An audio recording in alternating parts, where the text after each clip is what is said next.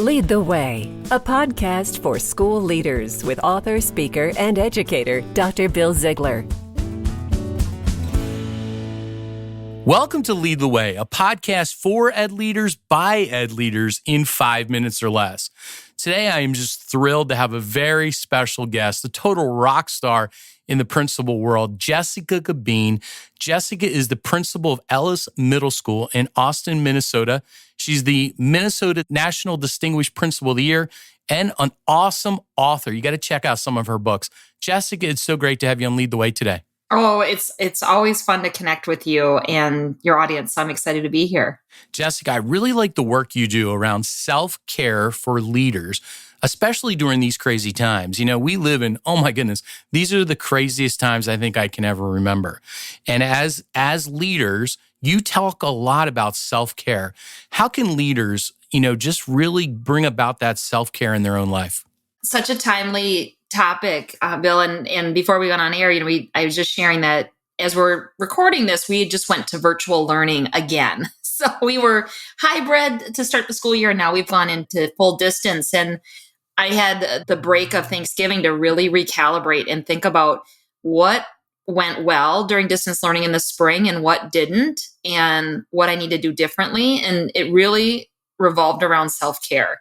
I became tethered to my computer this spring and my office and really struggled with a lot of things. Just that loss of control, the concern for staff and students and family, and that really greatly impacts your own mental health, which then as a school leader impacts your ability to lead well. So a couple things that I'm really trying to be committed to in this season is setting some personal goals. So whether that's for me right now, it's like getting 10,000 steps a day and drinking so much water, because I know with masks on right now and during a crazy season, sometimes you forget about hydrating, and just doing some exercise like for 40 minutes a day. So keeping some goals and then reflecting on them every day is really important. And I think about how much time we focus on all the goals and outcomes for school, but we don't always think about goals and outcomes as school leaders. And so I have a little checklist today. How many bottles of water did I drink today? How many steps did I walk?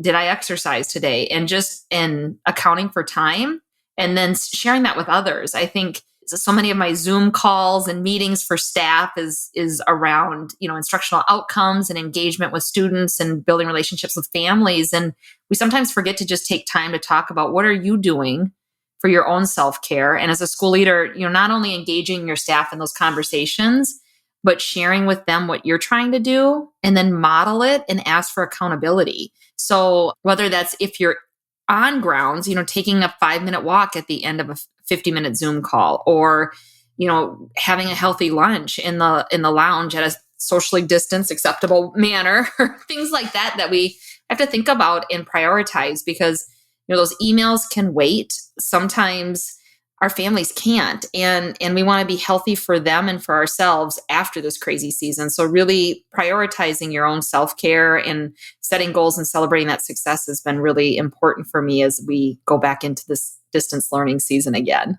Wow, Jessica, that was packed full with ideas and strategies for ed leaders. And, I got to share one that's really been helping me. What I do is I take my AirPods to school with me, and I know that I allot like an hour that I got to make all my calls. And when it was nice out, I was actually going out in the building.